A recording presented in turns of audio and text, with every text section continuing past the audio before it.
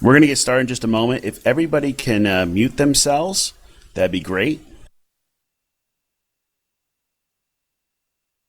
And if you need to go to the bathroom, go now.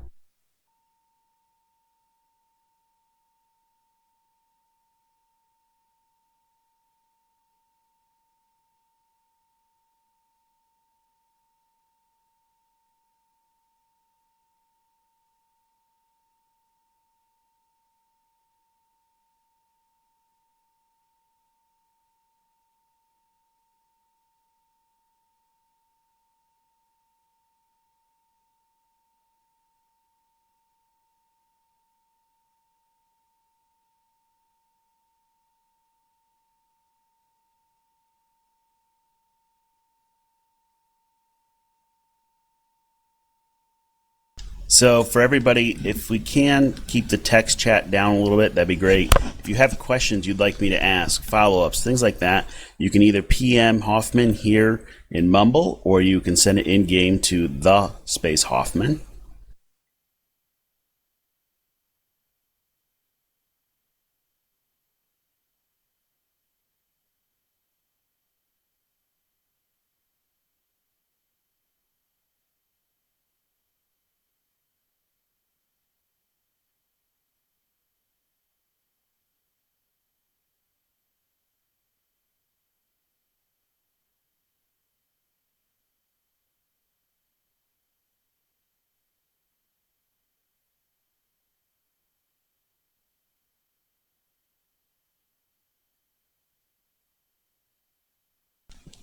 All right, we'll get started. So just so everybody knows, this session is being recorded. This is actually the politics and government debate hosted by the Pathfinder University. For those who don't know, Pathfinder University is a company for new players in their first 90 days. We hold daily classes. You can get information at classes.pathfinderuniversity.com. So the way we're going to do this, we are going to have a debate. We have a panel. We have, representing the Aeonian League, we have Omni. Representing Everbloom Alliance, we have Cheetle. Hopefully Thodd's going to be able to join us from the Emerald Lodge, although it is like 4 o'clock in the morning there. Fandis is joining us from the Free Highlanders. Tagari is representing Golgotha or EOX. Azure Zero is representing High Road. And Bloodwolf will be joining us from the Nathan of, I cannot pronounce the last name. So what we're going to do is we're going to start with an opening statement from each person. And the opening statement really should talk about who you are and who you represent, what land you claim, and what are the rules of the land. I have rolled randomly to see who gets to start, and we're going to start with Azure Zero, who is going to have 2 minutes. I am going to time people, and I will actually mute their mic when they run out of time. Azure, it's yours. Can you repeat the question, because I only caught about half of it? Sorry, I will actually post all. You broke up for a moment. All of the questions are there. The question is kind of, who are you? Who do you represent? What land do you claim? And what are the rules of your land? Oh, when I thought you said post, I thought you were going to be putting it in the mumble, just so it's easier to read. All right. I'm Azure, or Easy. Now, I'm essentially a student and a gamer. Now, I'm representing Palangard and the High Road Covenant. We are essentially holding claim of the west and northwest. Now, essentially, we'll say, do what you want. You can do whatever. The only thing is that if you cause trouble, at that point, then, yeah, you'll have a problem with us. We essentially are very friendly, very helpful. We give a hand. We are essentially you could say we're the West and Northwest's PFU. Yeah, Pathfinder University.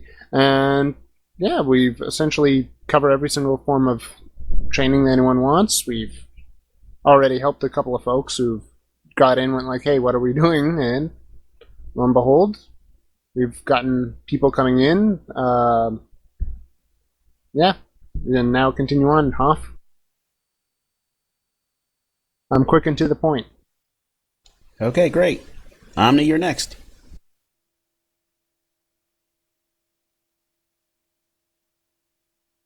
Omni, you need to unmute yourself. Duh. I am Omnipotent Seal of Canis Castrum. I represent the Aeonian League, which is a confederation of settlements that adhere to the principle of balance. We welcome any player that is interested in joining, regardless of alignment. I'm previewing our claim of this event. It includes approximately 2 hexes around our settlements, plus at least a hex on each side of the nearby passes in order to protect travelers in our territory. We are working on a new doctrine for our charter, the Doctrine of Stewardship, which includes the following provisions.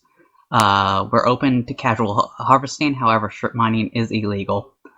Escalation hunting, we recommend that you consult League representatives or consult official League postings to verify publicly available escalations. Do not attack or aggressively provoke visitors in our lands, including wars, banditry, feuds, and assassinations. Keep your fights outside. Husk looting is illegal. Violators will be blacklisted and killed on sight. They can contact a League rep to petition the caucus to get off the blacklist. That being said, we welcome visitors to our territory. The League has a home for everyone. Okay, thank you very much. Cheadle, you are next.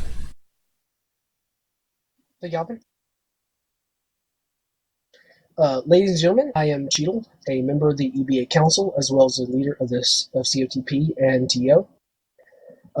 The Everbloom Alliance represents the settlements of Blackwood Glade, Brighthaven, Hammerfall, Keeper's Pass, and Pharos. The EBA has claimed all the land within 2 to 3 hexes of our settlements, as well as the lowlands to the southeast for security purposes. Our main objective here is to claim all the land that we can grow into over time, as well as give everyone fair warning of our intentions. Our policy is not red, don't shoot, but we will not tolerate those laying a claim to a holding, farming escalations, or harvesting in our area without prior authorization from the EBA leadership. Furthermore, murder and slavery will not be tolerated on any level within our territory. I do want to mention that while we do take these policies seriously, we want people to be able to travel through our lands.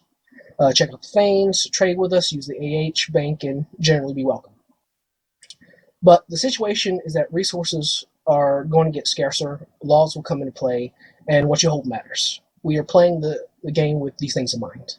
The EBA is welcoming to all non-hostiles, and in the coming months we will be working on creating content, organizing community events, and strengthening our economy. All right. Thank you, Cheadle. Not seeing Thod. So, Fandis. Hello, everyone. I am Fandis Goldbraid, Ambassador and Trade Representative of Forge Home of the Dwarves and the River Kingdom. Forge Home, as stated, as a matter of policy, our settlement is lawful neutral, which allows us to work with the broadest assortment of settlements and individuals, still allowing our citizens and members to have some diversity of alignment. The Free Highlanders consist of settlements across the north and northwest area of the early enrollment map. It includes Forge Home, Blackfeather Keep, Ozum's Vigil, Talongard. I'm not looking at the map right now. I believe Alderwag. Terra Firma was in, but that is a defunct settlement. Gardheim is also defunct. There's a few others that we are speaking to see if they wish to join the Free Highlanders. Forge Home itself claims outright control and ownership of Forge Home proper and all lands within 2 hexes of the town, as well as territorial control of the land within 3 hexes of the town. I would expect most settlements of the Highlanders would follow a similar policy, at least regarding the 2 hexes from the settlement itself for their sovereign territory. Anyone who is a citizen of Forge Home or the Highlanders should expect to follow the laws of the area. We're still working on formal constitutions, but we have drafts that we are discussing. We would come to the aid of fellow Forge Home members and Highlanders, whether dwarf or dwarf friends. Part of what makes Forge Home great is the brotherhood and sisterhood of our members. We work with the other Highlanders closely. We expect to be working very closely in the near future so that we can save output on towers and crafting. Other members are welcome to apply to the different settlements within the Highlanders.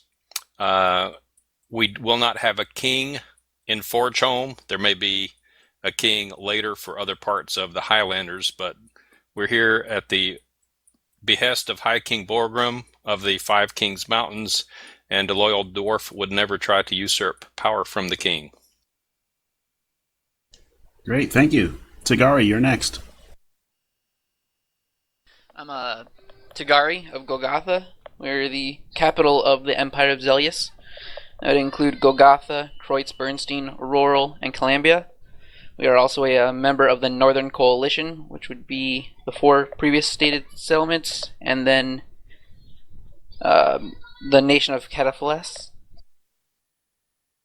Our land is what we call Zombie Kitten Mountain and the surrounding hexes. The rules of the land, it's simple. It's Flane is dictator. His word is law. Trespassers are usually met with death.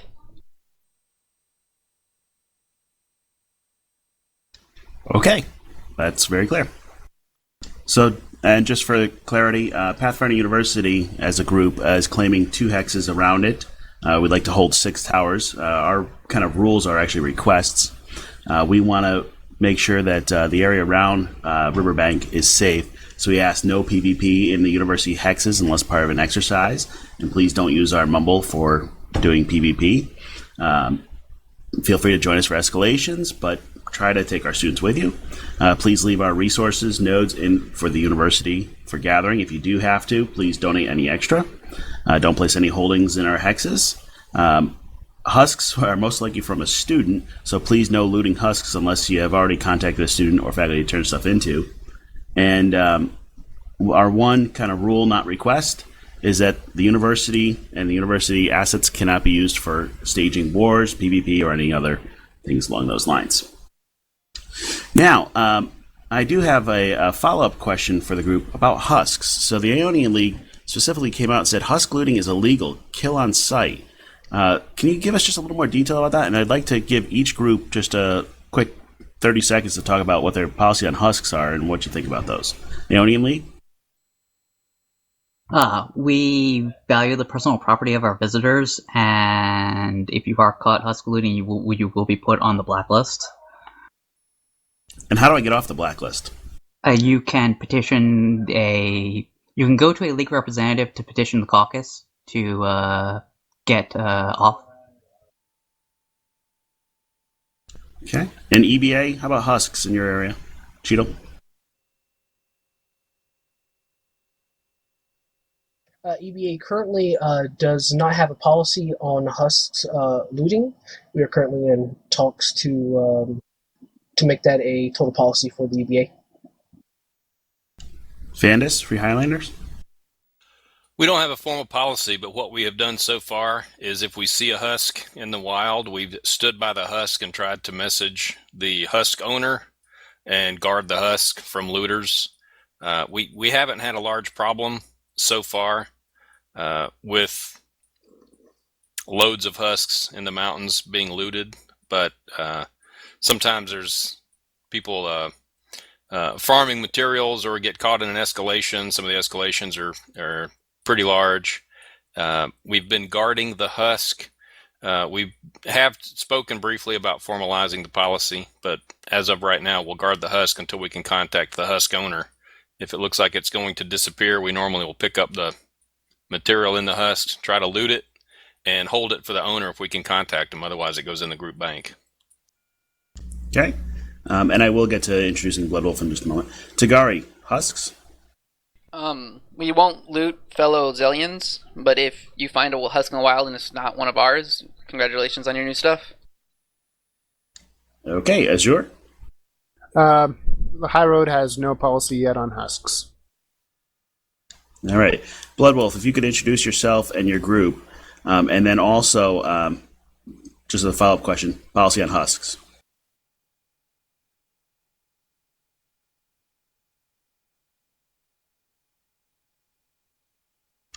Bloodwolf, you there?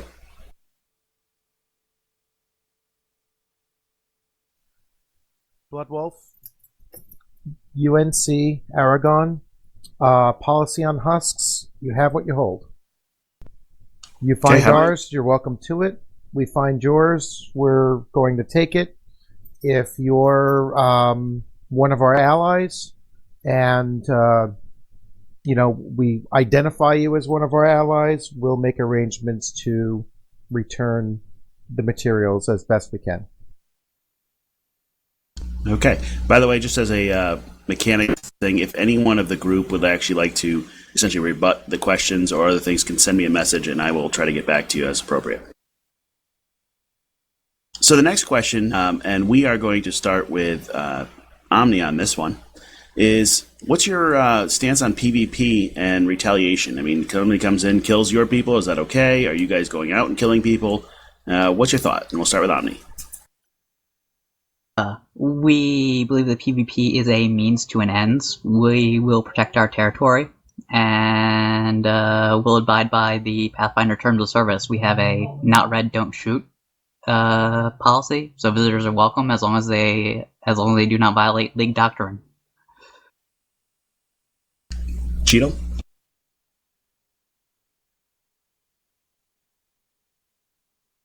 When it comes to PvP, we have room for everyone because we run the gamut between supporters of PvP and the less inclined. In PFO, we would like if everyone were able to enjoy PvP on some level, and we realize that while PvP is important, it won't be our focus. It won't be our only focus, rather. Regarding retaliation, our settlements depend on us, and beyond that, part of our membership joined on the basis of fighting negative fringe-based PvP. So where do we go from there? We have an unwavering commitment to keep our members and our visitors safe in EBA territory, although we don't want to drive anyone out of the game just because they've become an enemy. Okay. Next would be Thod, who's not here, Fandus. Forge Home and the Highlanders will respond to attacks on members. We'll defend each other. As most of our members are lawful, we'd normally give a warning to any character that is in declared territory that is considered unwelcome. I would say individual PvP, for the most part, seems to be an exception to the game design. Most of the PvP that's being discussed for future releases is probably going to be revolving around feuds and factions, company reputation, expenses, settlement warfare, formation combat. So the one-on-one PvP will happen, but we believe it's less likely than group raids and formation combat once those mechanics come into the game. Okay. Next up is Tagari.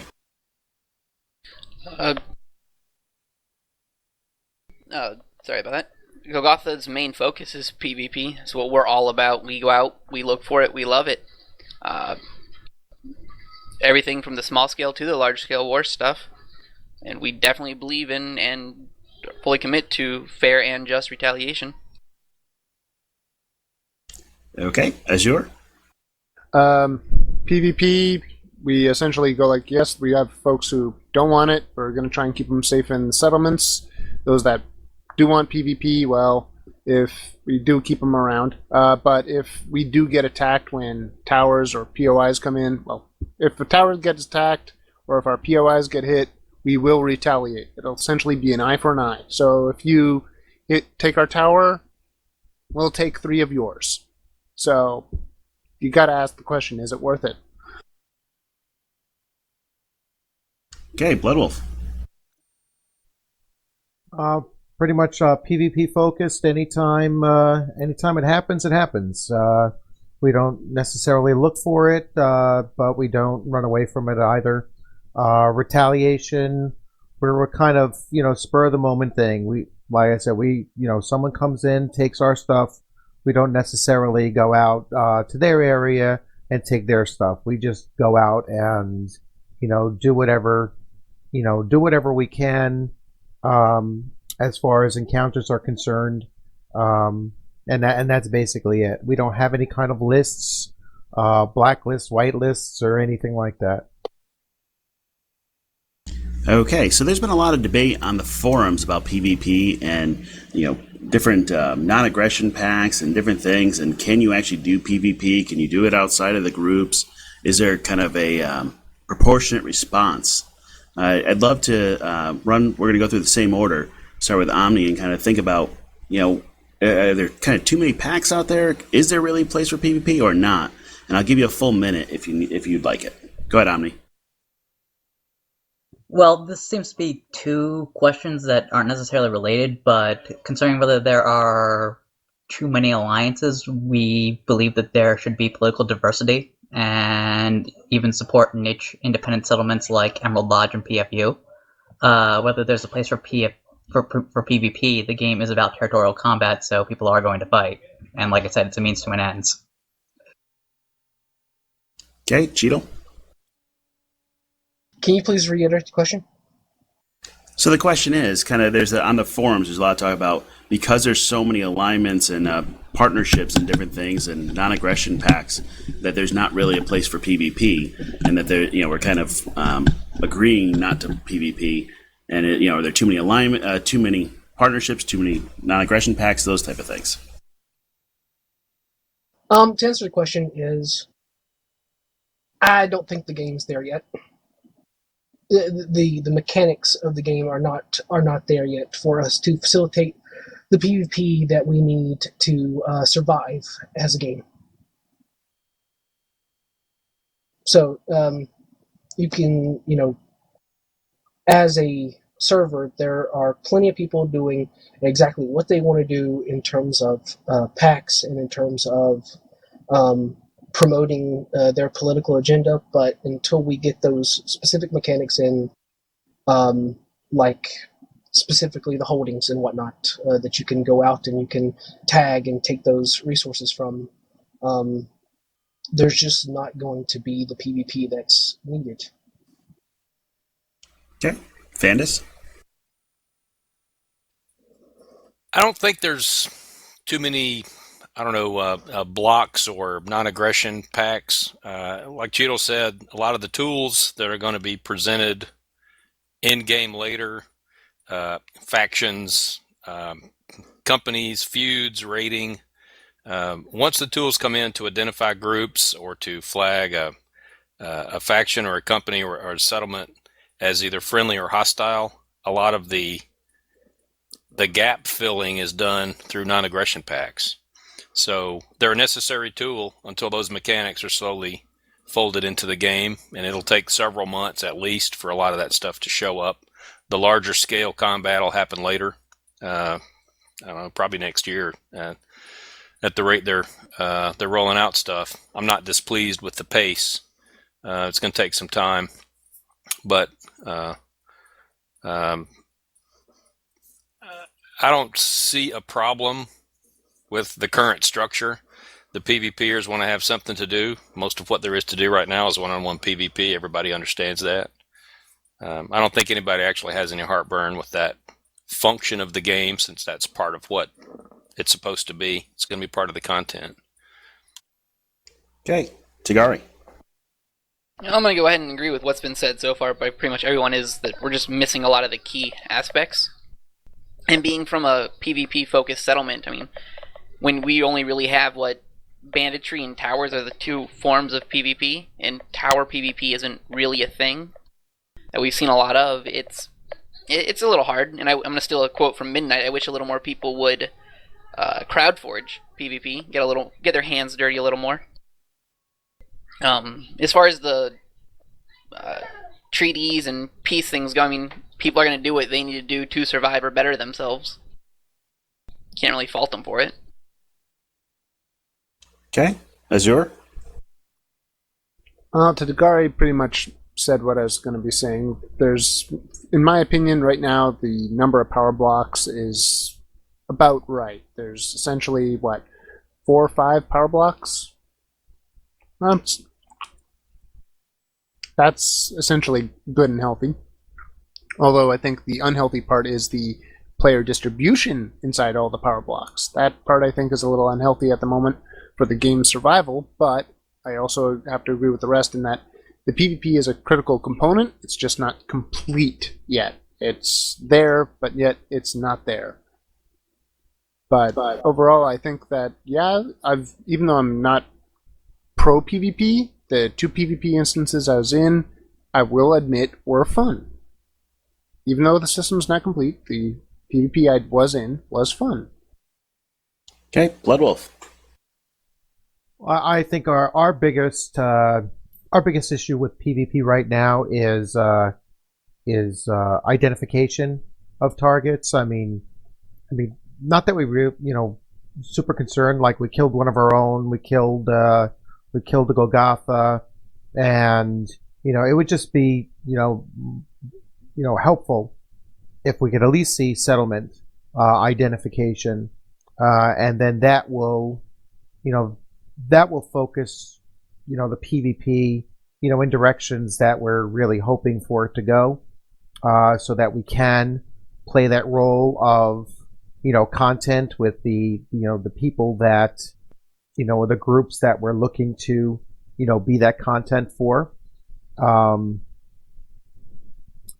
Other than that, as far as the amount of PvP taking place, I would hope that there's a little bit more. We need more systems in place, to open it up and to make what PvP that is out there more meaningful. I've said it many times. We're waiting on the outpost system so that we can start hitting outposts and looting that bulk material, and along with that kind of stuff will come direct support to your own settlement by getting those materials. The caravan system will come in with that that kind of materials. The faction system will play a role. So we really probably about, I'm going to guess, between 3 and 6 months out from fully realizing the gameplay that we're looking to get into. Okay. So the other question around PvP actually is connected to the forums. Kind of, what is the role of forums in your game government? And really the question there becomes around what people talk about as meta reputation. And, is it, one of those things where it's okay to, take somebody out on the forums, even though it may be an in-game thing or other things? The question it really is, what's the role of the forums? What's good? What's bad? What's allowed? What's not? And I'm going to start with Cheadle on this one. Okay, so basically the EBA, specifically the EBA, uses the forums for our public statements, our recruitment, and staying in touch with the community. To the latter half of your question there, the forums are going to be used in this manner and that you suggested, and that's just going to be how the forums are going to be used. But I would like to say that our community is a very good community compared to most of the other sandboxes out there, and what I've seen on the forums is generally good behavior for most of the people, and I just, one of the reasons why I'm here is because of the community. Okay. Fandus? Well, I think what happens in game should stay in game. There have been a couple of flameouts in the forums. I think PvP in the forums should not be used as a PvP fight, but as a reasonable debate, being a healthy thing, and the forums is probably the best place for that. Generally, the forums, our settlement forums are critical to our communication for members. I think the Paizo forums are slowly getting phased out. It has a lot more functionality than the Goblinworks forums. But the Goblinworks forums are getting a lot of use, which is good. And a lot of the discussion on the Goblinworks forums, even though they're really pretty difficult to use and there's no aliases and there's no PM system yet, it's getting better because it's getting used more. So as things move to the Goblinworks forums, we'll see more content among members and visitors, which is good. I still use the Paizo forums a lot because they got a lot more utility. But I think what's in game should normally stay in game. and what's in the forums should remain civil. Okay. Tagari? Definitely agree with Fandis that in-game PvP should stay in-game. The forums are a place for the community to discuss stuff, talk. That's what Golgotha and Zelius uses it for most of the time. Can't control everybody, but it should remain civil. You should keep in-game actions in-game. It is a broad thing, so recruitment is a good thing to be used as. And then, as Cheadle said, also just putting out public messages. Okay. Azure? The forums for us are essentially a communication thing. So you can set up trade deals, you can set up recruitment messages, you can set up whatever you want on it. But yeah, I kind of agree with the rest that what happens in game stays in game. If you need to take it to the forums, you could essentially look at it as essentially a self-review, going like, okay, there was a PvP event, what went wrong? If they ended up asking it, well, they should get feedback on what went wrong and get the opinion of everyone if everyone was involved in it, ended up going like, okay, this was fun, this is where it sucked, and they ended up all feeding back on one another out of game on that one fight, then that's fine. It's essentially everyone trying to better themselves and understand the game more, and in return, people who end up reading it will probably go like, oh, this is how these mechanics work. So effectively, you could take some in-game stuff out in game, but it has to be essentially for review purpose, not like, oh, sorry if I'm going to be dragging up or no, I'll use pretty much a good example of EBA and Golgotha. Let's say there was one EBA Golgothian fight that spilled onto the forums and they ended up trash talking one another. That's not helpful. That just drags their reputations down in the mud. Whereas if they went like, okay, this fight was good, and why was I, losing my armor real fast, and then the person who was actually attacking ended up going like, hey, I was using this combo, then they go like, oh, now I can see why. Then yes, it's helpful for not only the community to realize the weaknesses of certain builds, but the strengths of certain things that they may have overlooked. Okay. Bloodwolf? Well, pretty much, I'm more on the forums than I am in the game, because I spend 16 hours 3 days a week at work. I'm on the Paizo forums more than the Goblin Works forums, because Paizo is registered as a publisher, and so I have access. It's not firewalled, and I pretty much don't mix what's going on in the forums necessarily with what's going on in the game, or certainly not what happens in the game back to the forums. So that separation is there. I only use Goblin Works really to the Goblin Works forums really to just see where the game is going, and I look at the Paizo forums more as where the metagame is going. Okay. Omni?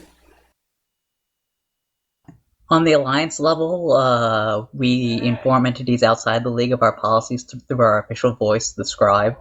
As for the settlement and company level, it's used for recruitment and informing folks about our settlements and companies. As for the individual level, that's up to the individual. We support the free expression of our citizens. Okay, I'm going to ask a follow-up on this, and you can have up to 1 minute for this. I'm going to start again with Cheadle. But there's been some of the forums that have had either essentially public blacklists or public attacks on people and saying, hey, you know what? This person did this, that, and the other. And there's been discussion on whether or not that is the appropriate use of the forum. Is it okay to call out so-and-so attacked me, they're a bad person, or whatever else it may be, where they may actually just be trying out the game? I mean, is it appropriate, and does your group support using the forums for essentially public blacklists? And we'll start with Cheadle. Now, do you mean specifically like, as in calling someone out in the context that they've done something wrong and attempting to blacklist them for other settlements? Is that specifically what you're looking for? Yeah, there's been quite a bit of that, of saying, well, this person did something wrong, and well, I'm going to call them out on the forums publicly rather than talking to them. Or there are even lists out there of people, that are good and bad that are publicly posted on the forums and linked from there and worked through. Well, generally, I think there is sort of a difference between some of the smaller incidents and some of the larger incidents.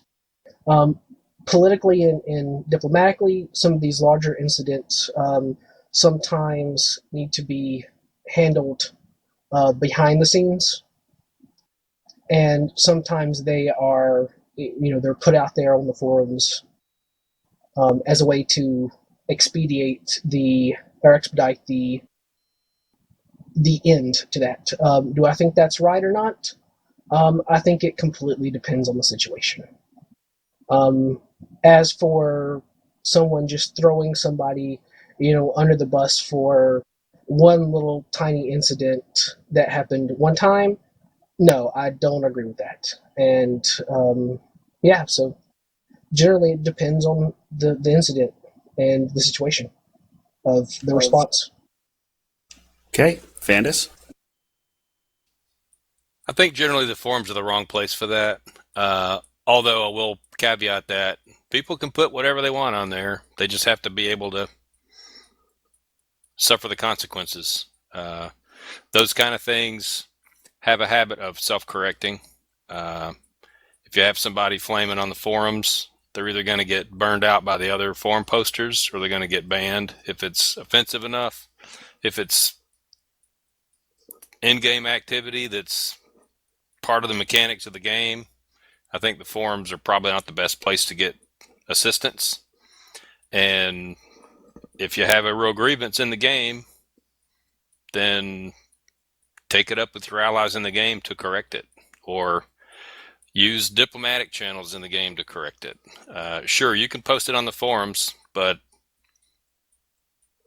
those things have consequences. Okay, Tagari? Whether it's good or bad, I don't know.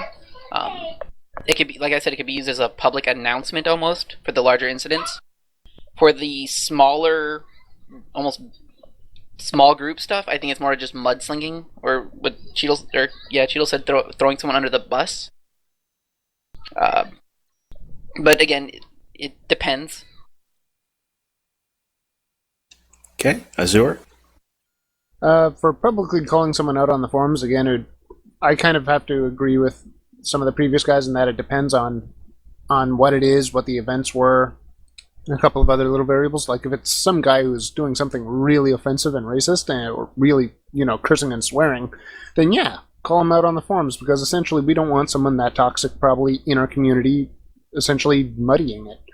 But if it's, someone, did a small little ganking when it was completely in the rules because, some guy from one alliance went over to the other and, was completely knowledgeable about it and wants to, try and sling mud on the other side for actual rules that everyone knows about, but yet he's trying to, somehow make it seem, that he's the victim when he actually, is the perpetrator. Like, let's use, unfortunately, Golgotha again. Let's say some guy from some settlement knows Golgothian territory is essentially you have what you hold. They go in, swipe, I don't know, let's say 100 units of copper, and just as they're leaving, they get ganked, and then they try and sling mud on the guy who ganked them in Golgothian territory. At that point, I'd go no. The guy knew the rules. The rules, essentially, everyone should be knowing about the power block, especially from PFOU or from other players, about what territories are safe to be in. And if they essentially go in there and try and sling mud on Golgotha for their own rules that everyone is essentially... Sorry, Azure, you ran out of time. Bloodwolf? Basically, I mean, the same as what everyone else has said so far. I just, reiterate, if it's an action that is permissible by the game, somebody gets jumped and they're one of those slow-moving nodes, and they get ganked and looted.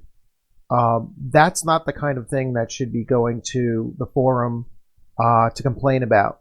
That's within the within the guidelines of the game.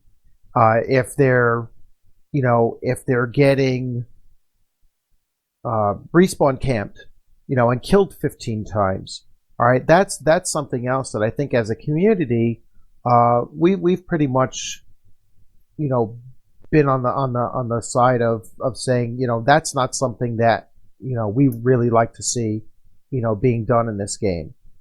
So again, each incident has to be treated a little bit differently, and forum rules for the most part don't allow publicly listing names. And I mean, I'd have to go back and look at the Goblin Works rules for their forums and Paizo's rules for the forum, but that's typically what the any forum rules that I've seen, that you're not supposed to create lists. Okay, Omni. As mentioned by everybody else, the context matters. These sorts of situations can be resolved privately through private conversation and prevention to keep folks from being called out, to prevent that drama from being, boiling over. The information sharing shouldn't be frowned upon, but the league will maintain a private blacklist, so you don't have to worry about seeing your name in a public place like Paizo or Goblin Works. Okay. Tagari, you look like you had a rebuttal, and if anyone else has one, they can just PM me, and I will go to you. Tagari? I think it was Azur, speaking after me, said something about calling someone out on the forums if they thought someone did something. I don't know if he said the word griefing, but it's kind of what was in my mind. Would calling them out on the forums really be best, or wouldn't going to their leadership and trying to keep it, at the lowest level possible be better? Going from leadership to leadership and trying to handle it between them instead of just bringing it to the forums and slandering a whole settlement's reputation because of one individual. I was actually more aiming at the guy who's absolutely solo and not affiliated yet. Essentially, I believe there was a quick example on the forums recently where someone was cursing and swearing, and wasn't exactly called out by name, but essentially was, everyone went like, "Oh wow, someone was cursing and swearing." Well, and I think we've got some different debates going on here. Anyone else want to weigh in on this one before we change topics? Okay. Although a term came up, and I really do want to follow up on it. If people could just quickly say, to your group, what do you consider griefing? And I think the other part of it is, kind of what do you consider spawn camping versus not? Is that griefing? And where do you want to go with it? Bloodwolf, you get to start. Okay, well, I already said, spawn camping I see as griefing, unless you're, in a, time of war and you're trying to prevent, your enemy from getting back to battle. But, even then, there's, there should be given the opportunity for the person to just leave the area. Even if it is, a wartime situation, if they're looking to log out and to just keep on hammering them at the respawn, I would see that as griefing. I'm trying to think of other situations that could arise in the game that would constitute as griefing. That's really the only one that stands out to me as, what I would think is griefing. Okay, Omni?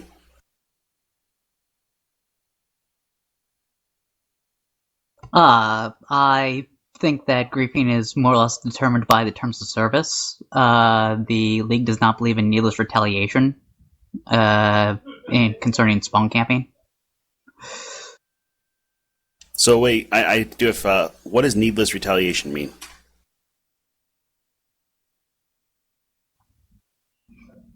That would be going beyond the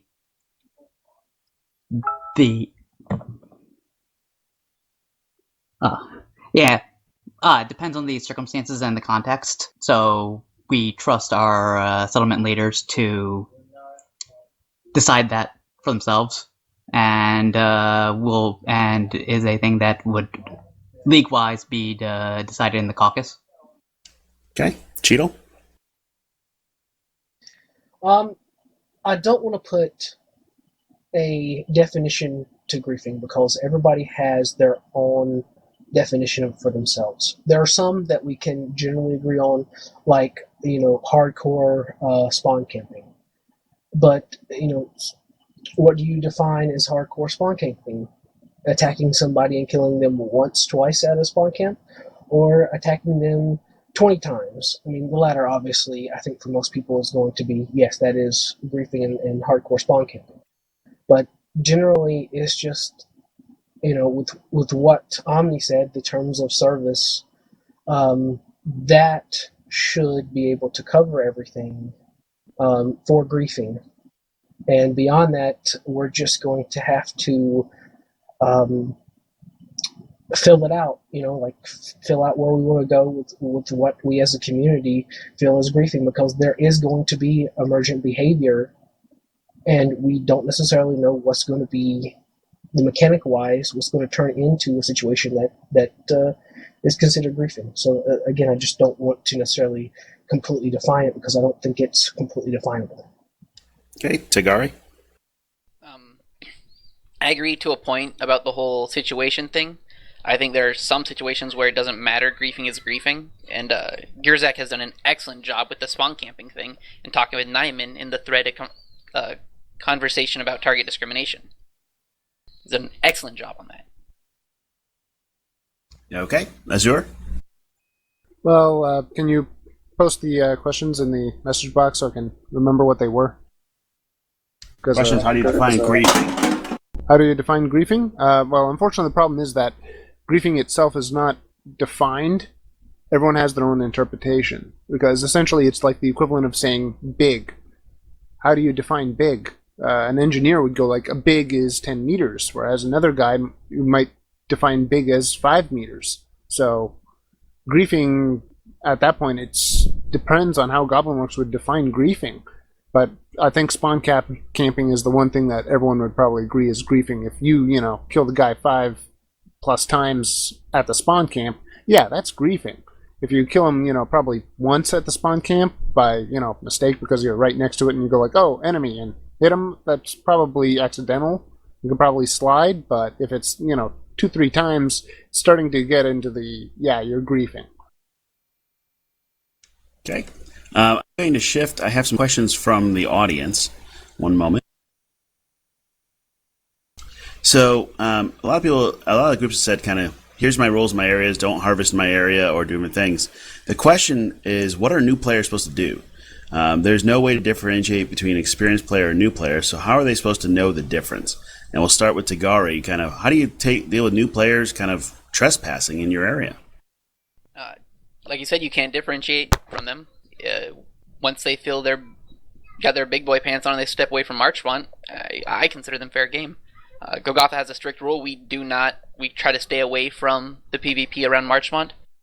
Other than that, you can't differentiate them until we can say, oh, hey, he's new, or, oh, look, he's still in PFU, but up here, let's warn him instead.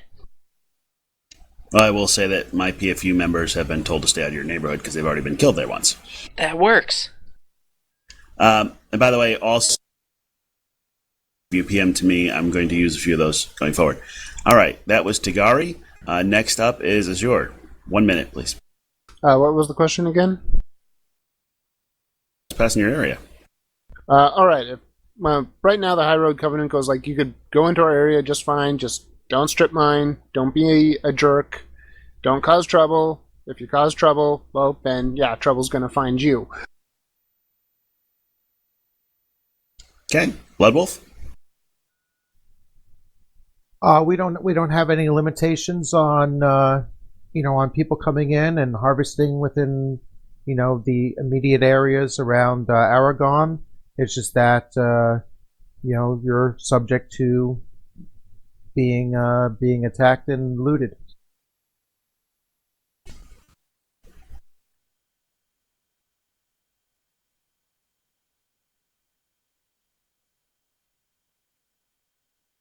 Omni, you have to unmute. You didn't. I couldn't hear you. I didn't know whether you had called me or not. Yeah, Omni, the question is kind of what do you do with new players who trespass in your area?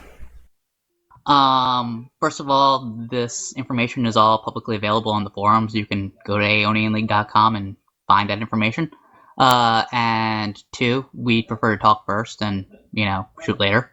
We'd like to find out who you are and whether you're interested in joining our community. Okay, Cheeto? Usually we want to talk to everybody first that comes into our territory that we can't define on any of our spreadsheets. And, if they're new, if they're unaffiliated, we will definitely try to recruit them.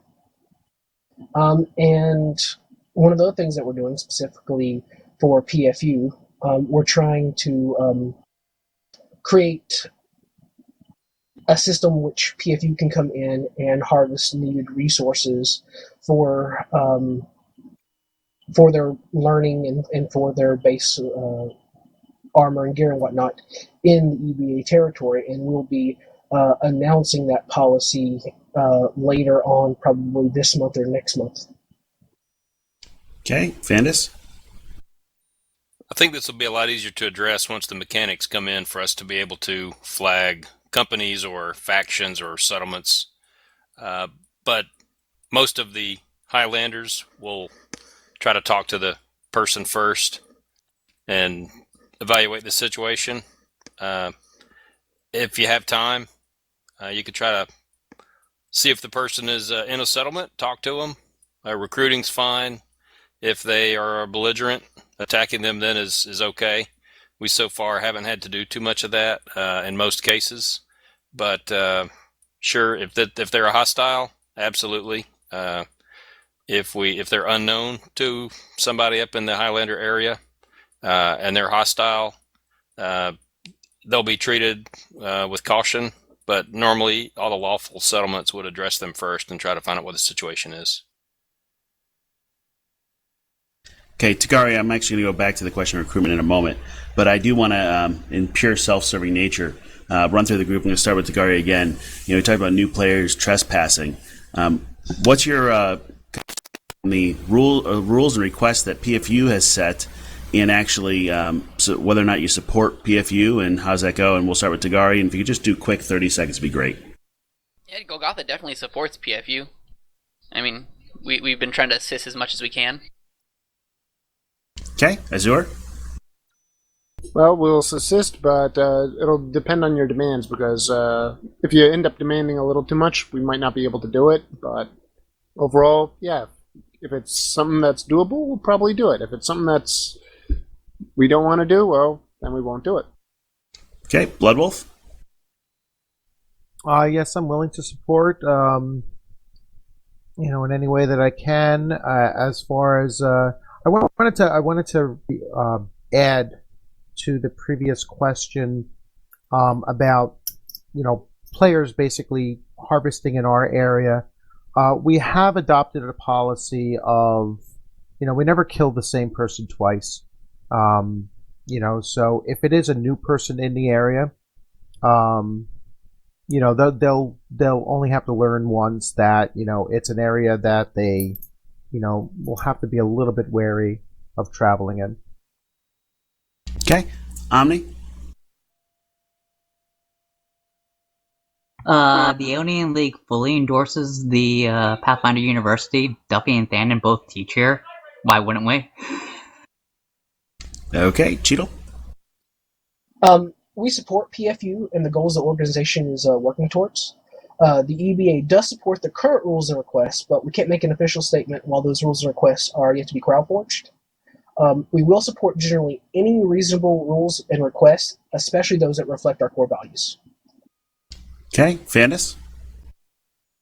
The Highlanders do support PFU, pardon me, and generally Emerald Lodge as well. Both of those groups are in a unique position, and right now are playing a unique role, although I would caution both PFU and Emerald Lodge that won't last forever. Once open enrollment happens, all bets are off, and you'll have a whole new group of people in here to try to encourage. But absolutely, if you need help from the Highlanders, let us know. If it's something we can do, we'd absolutely do it. I appreciate all your support from everybody. I have to say, reading the forum threads about how people are going to burn down the university were quite interesting. I do want to go back to recruitment. I want to, and we're getting towards the end of our time, but I do want to ask two more questions. One about recruitment, and then one more that a group had from the public. So recruitment. Everybody's out there trying to get new players. Is there such thing as too much recruitment? Is it being too aggressive? Are we doing it the right way? And I don't mean we being the PFU. I mean your group. What's your stance on recruitment, and where do we go with that? And we'll start with Fandus on that. We've gotten some new members. I personally have invested a lot of time going to different sites and advertising the buddy keys. I've given out over 50. It's getting people in the door. The conversion rate is extremely low. It's early. So a lot of the tools that folks expect are not in, and it's very discouraging for some of the people that try it out. But it gives you the chance to follow up later. There are not a lot of tools in the current toolkit to recruit people to come into a game that isn't ready for the market. So it's been a challenge, but right now the buddy key is the best thing we've got, and I've been using it a lot. Okay, Tagari? Recruitment's definitely hard. I mean, we have new people coming in, and it's not the recruiting them itself that it's hard, it's keeping them. Because the game is not finished, it's not complete, and we're missing a lot of the key components to the game right now. So it's hard to keep them. As far as the buddy key goes, I don't know if I'm on board with it. I think it's almost too early in the game to get them. I gave one to my buddy. He played it. He disliked it with just there's so much about the game that he didn't like because it's so incomplete. Now I'm worried if he's even ever going to come back to give it another try, no matter how much I talk it up. Because I said, oh, look at this great game. Look what it could be. And a lot of people don't want to look at what it could be. They want to look at what it is. And right now, it's not much. Okay, Azure? Well, Tadgari nailed it on the head.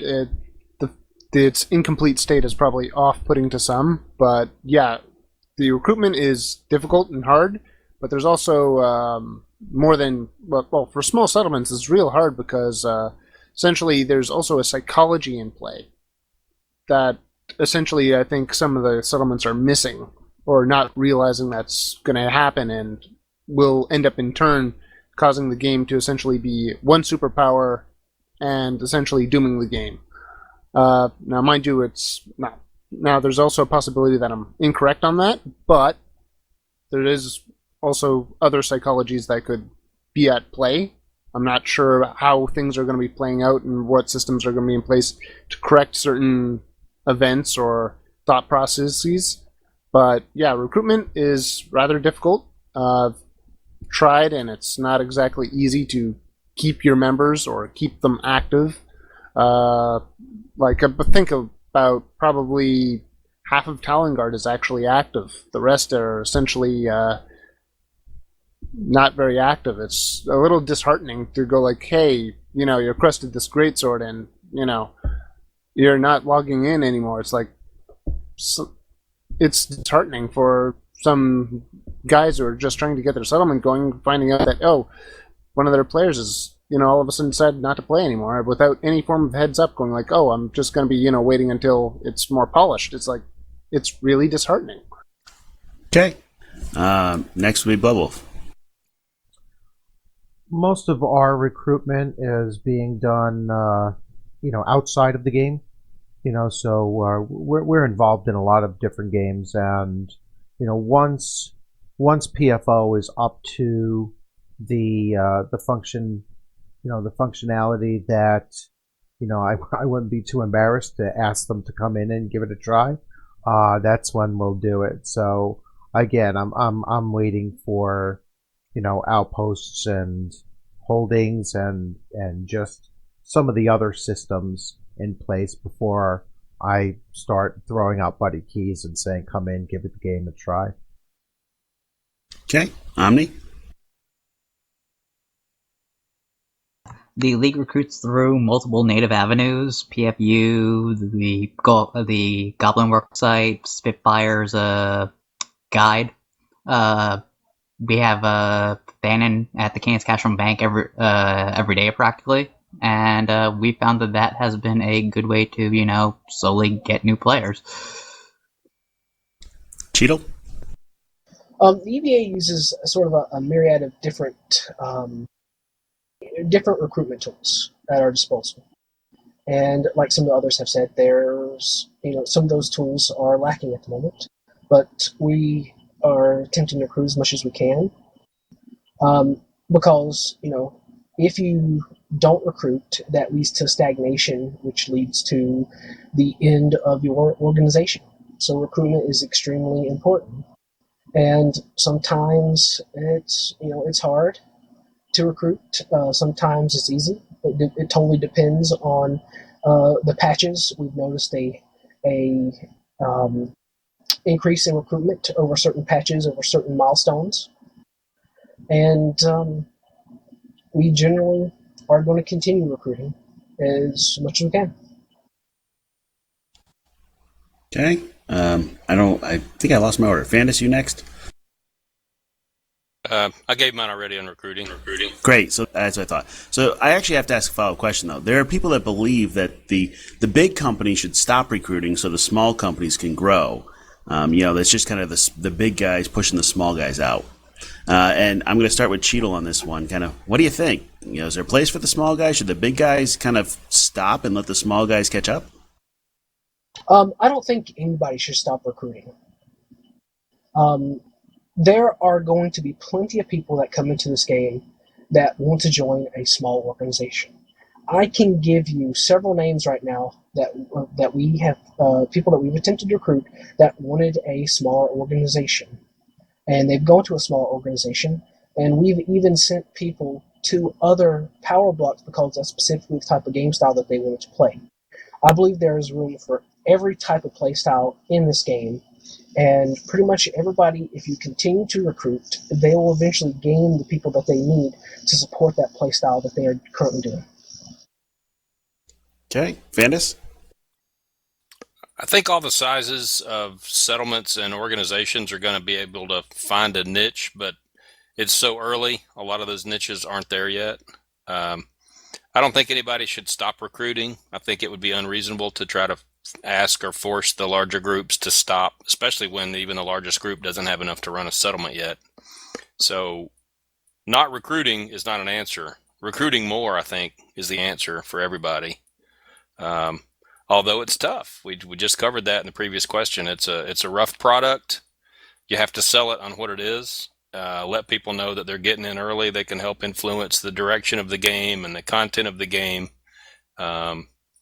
If they want to come in for the long term, I think it's an easy sell. But you need to know what you're selling to the prospective gamer. Not everybody's going to buy the product. I mean, it's just not for everybody. Because of the nature of its design, it's got a pretty small market compared to World of Warcraft. So you need to pitch it to the right folks. But the more you pitch, the more you might catch some new settlement mates. Okay, Tagari? Everyone's still small in the grand scheme of things. No one's, like what Panda said, no one's big enough to truly run a settlement, or what Goblin Works has envisioned running a settlement. I do think a lot of the smaller settlements, and I know they disagree with me, but they need to start looking at either converging in on each other and kind of grouping up and ditching some of the smaller settlements to turn 3 small settlements into 1 medium settlement. Okay. Azure? Should the big ones stop recruiting? No. But they should. I believe that they should start applying some brakes. Instead of going at 60 kilometers per hour, they should go at 30, just to give the other guys a chance to possibly catch up, because right now the player distribution is essentially what? Good deal is in the southwest, which means essentially the entire northwest is like Canada's Arctic, where there's hardly anyone there. So it's like hardly anything's happening, and if hardly anything's happening, it's like some people just won't go there. But I do agree with some of the previous comments that given its incomplete state, it's probably not exactly the most marketable to get people in. And yes, we are still far away from the design goal or the market space for each settlement to be viable. And I actually have to disagree with Tagari on 3 small settlements merging into a big one. Thing is that what if those 3 settlements were all a power block? They'd essentially be fighting over which one of the 3 would essentially be the head honcho, controlling the training. It's like if one's, the rogue Okay, fighter... Azur, I'm going to right. stop you there because All you're going off the question. I'm going to come back to that one. Blood Wolf, should the big guys slow down or stop? Absolutely not. Okay. Full steam ahead. Omni. Nobody should stop recruiting. There are multiple resources, and eventually the game will reach a state in which these population problems might seem like a memory. All right, I'm going to let Azur, I'm going to give you 30 seconds to kind of respond back to this. Should small settlements just kind of fold up with others? Well, and if, then I will open up to others. Well, if let's say 3 small settlements ended up saying, okay, let's just fold up and get into a viable state, well, then they'd be arguing over which combination of settlement they're going to then be, and it might end up conflicting with their playstyles. It's not completely viable. At which point you'd be having an entire power block become so weak that when siege warfare comes in, they get steamrolled.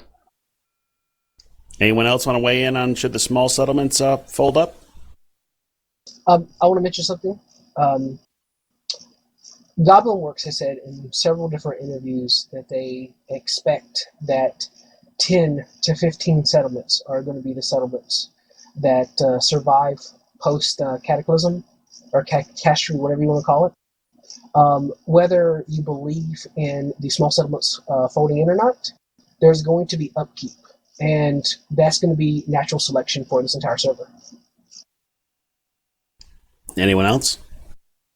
Yeah, I'll add to that. I don't think any of the small ones should fold at this stage, although there will be a time when settlement construction begins that they have to realistically look at what they can and cannot do and make a decision, because 15 is probably about right. If you go through the different settlements and you look at the number of characters in each settlement, a lot of them at this stage are doomed. 4 of them are completely defunct already, and there's about a half dozen that have a handful of people, maybe 5 people. So those are done. They're not going to make it. Those players need to find a home, and the smaller settlements need to address whether or not they can survive. But that also brings the power blocks in. The power blocks can decide who they want to support, who they can support realistically, and who needs to consolidate. Anyone else? If you don't mind, if me just expanding a little more on my previous statement. Yeah, we are past the 10 o'clock mark, so we can have a little more fun at this point and be a little more freeform. So go ahead. When I said the small settlements should fold up, I didn't mean they all should have to. It's if you want to try to grow and like numbers recruit. It's a plain easy statement. It's true. If you want to try to be up there and try to be a big dog, that's something you have to look at. Now, if you want to be your own entity and that is your main goal, you don't care how big you are, stick through it, tough it out. You're gonna be a small guy though. You have to realize that. Anyone else? It largely depends on the mechanics that will kind of define which ones hold and which ones fold. For now, I'd say you have a settlement, and that's the most important resource in the game. So wait a minute. I'm going to follow up on that. The settlement is the most important resource in the game. So we should just hold on to that, and it doesn't matter whether the settlement's going to live or die, or how many people are in it.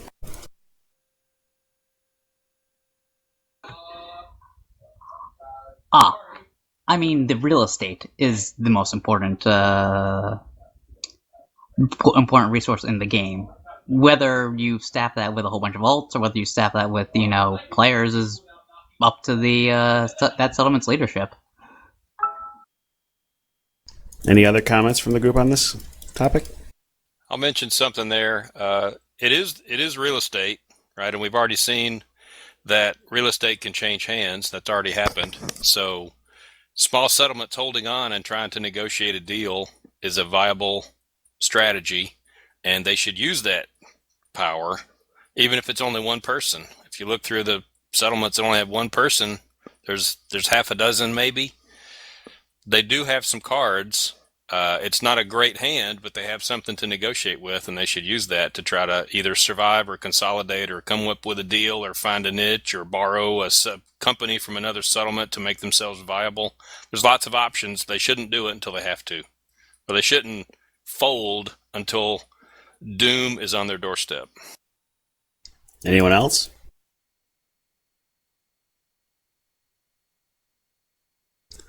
All right, then with that, we're actually going to end our formal debate, and I'm going to give everybody 1 minute to say their piece. I don't care what it is. It's up to you, your closing statement.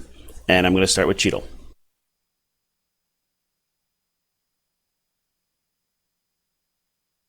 I just want to reiterate that the EBA is very much welcoming to all non-hostiles, and that some of our goals over the next couple of months is creating content, organizing community events, and strengthening the EBA economy. And we would like to thank you, PFU, for hosting this event, and thank you to all of our fellow debaters for coming and participating. Fandus? The Free Highlanders encourage any interested parties to apply to one of the various settlements. We cover pretty much the whole gamut in the north and northwest. Certainly give us a look when you come in. I would also encourage everyone to continue recruiting as much as possible. Lee and Ryan have both said the way to get the game to develop faster is to get more people to come in. Pay the subscription fee. They can hire programmers. It's a snowball effect. They both mentioned that in their previous discussions. So I would encourage you to keep recruiting, and any recruits that are in would like to give the Free Highlanders a look. There's several settlements to look at. We would welcome some interest. Great. Tagari? I'll thank PFU and everyone else for hosting this and joining in. I look forward to seeing you all on the battlefield, whether it be friend or foe. Just gotta get your hands dirty. Remember, PvP is one of the bigger drivers of the economy in this game. Azur? Well, I thanks Hoffman for this debate, along with all your fireside chats, along with our fellow Power Block leaders for keeping this lively and civil. The High Road Covenant is really open. We're friendly. We're helpful. We are essentially another version of PFOU, except we are essentially a power block. We essentially won't kill you on sight if we know you're hostile, unless you are an absolute jerk in the area, at which point then, yeah, you will probably be killed on sight. We are friendly and open, but again, we will not tolerate jerk behavior in our territory. Okay, Bloodwolf? Thanks for the invite. A good discussion, and I'll see you all in game probably this weekend. Omni?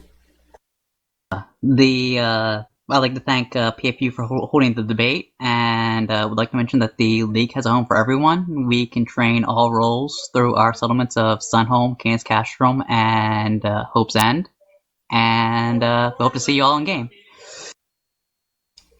Great. And PFU thanks everybody for being here. It's great to have this little discussion. I will say next week's Keepside Chat should be at 8 p.m. Eastern. It'll be Torque. So I'll be looking for your questions for Torque and settlement mechanics, which should be fun. We're going to end the formal debate here, but I would also encourage people to keep around, chat, and I think one of the big questions that happened on the forum that was not necessarily for politics is how do we actually handle chat and how do we moderate it and all those types of things. So I encourage everybody to have that discussion as we move forward. So anyone can, the floor is open to everybody else.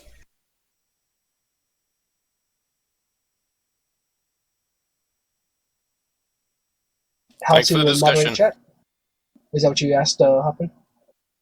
Yeah, it's not a politics question, but I thought it was a good question while we have a whole bunch of people here. I mean, how do we deal with these people that are swearing and, using profanity as names? And, I appreciate the post about, should we be player controlled? Should somebody have the GM bat phone? I don't know. I think one of the things Bloodwolf says is correct. No one should have the bat phone, so to speak.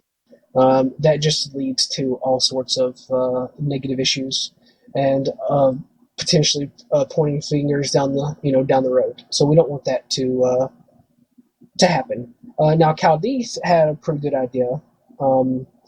Essentially, just basically a command that screenshots the current situation and sends it to them on sort of an emergency line, so to speak. And if anybody is spamming that, they can just ban them from the game if they're going to spam it.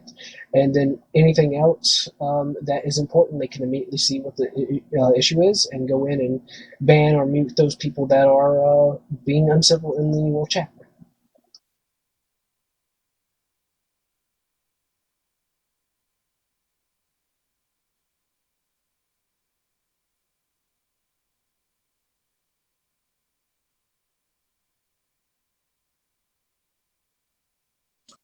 Was there a few more questions, Hoffman, that you left out of the debate?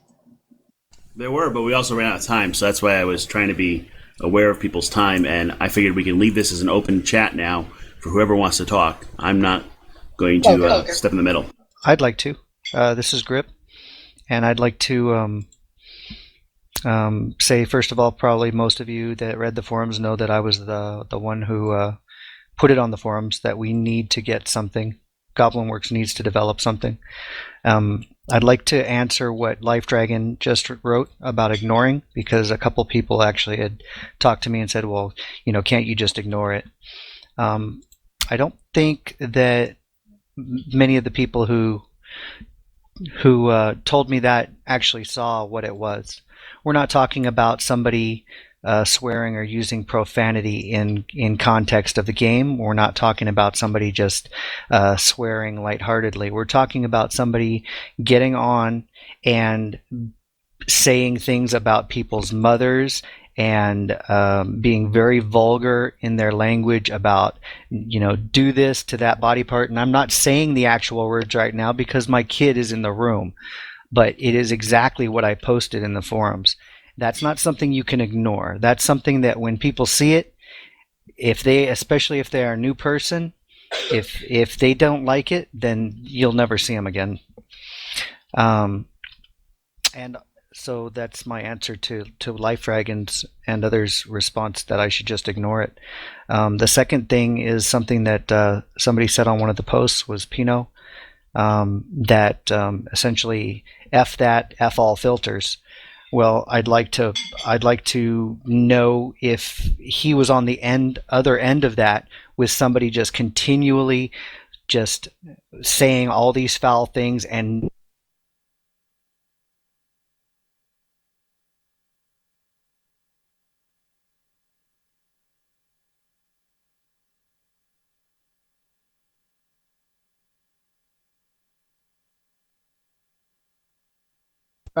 mind you, I'd like to. there was no encounter. Rebuttal. There was no encounter. It was just somebody came in and just was swearing just to troll. Just that's all they were doing. in fact, It was the ones not a that, fight. for the ones that said it was okay and we should just ignore it, Goblinworks set the age limit at 13 and up. So are the ones that are 30 and 40 and 50 years old that said, "Oh, just ignore it and it's no big deal"? Are they willing to say that that's okay? That 13, 14, 15-year-olds can hear that? I don't think Goblinworks thinks that, or they would have set the age at 18, 21, whatever.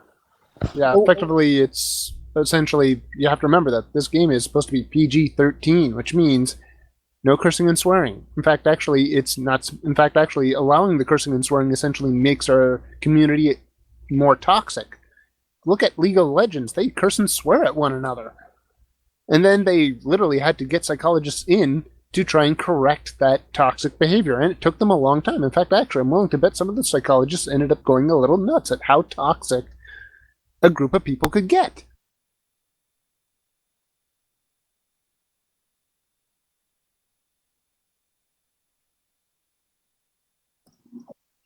Well, some of the things, though, is that some of these names were either extremely suggestive or terrible and heinous that were being used. So you can't really ignore the names. But I think that sort of goes into. Sorry, go ahead, Pine.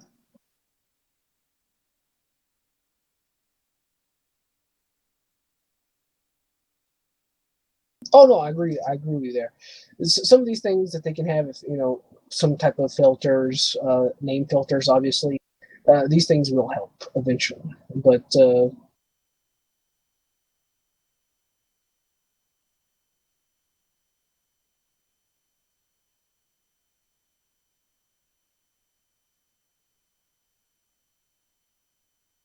I'm actually still recalling a incident during Alpha where someone had the most inappropriately named character ever, and literally everyone went like, "Dude, change your name. It's that offensive." And he was lucky because within, I think, 2 minutes, Ryan showed up, and thankfully he logged out and changed his name because it was essentially the most offensive name I've ever heard so far anyone make for PFO. well, there's the situation though was Bonnie was doing her live show, and the guy was talking and popping up on her chat, Twitch, to 200 people that were watching. That's unacceptable.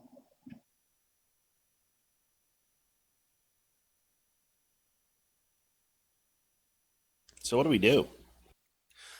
I have something to add from that. This is Jockin from Stone Root. Profanity filters, in my opinion, aren't necessarily the answer. Taking the F word out of the sentence doesn't necessarily make the sentence any more or less offensive, especially when people are describing things that are graphic.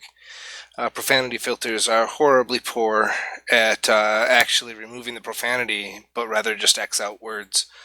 I would suggest that they look at something like personal ignores to start with, so you can make the profanity go away from your screen, and quick flag response team response between users flagging someone as inappropriate, and Goblinworks GMs acting on that and enacting a quick temporary, at least first, suspension and maybe a more long-term ban depending on the content.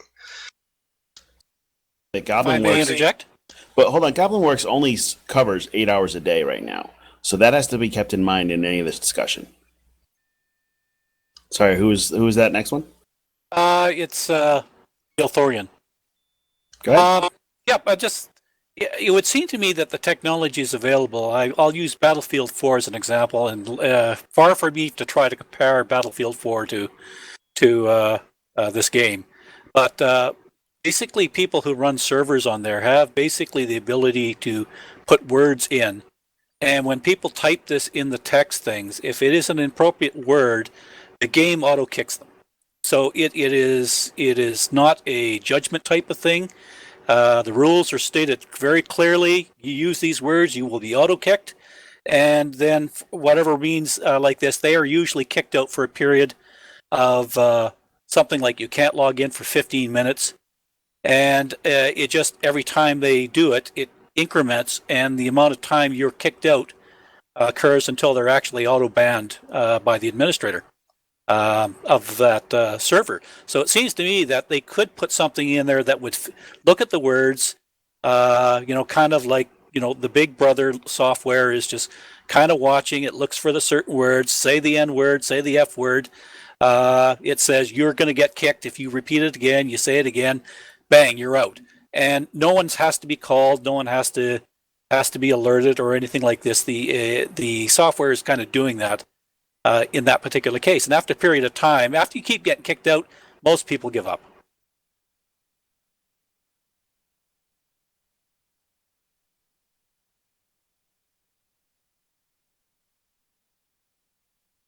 I had not seen that, and I like that.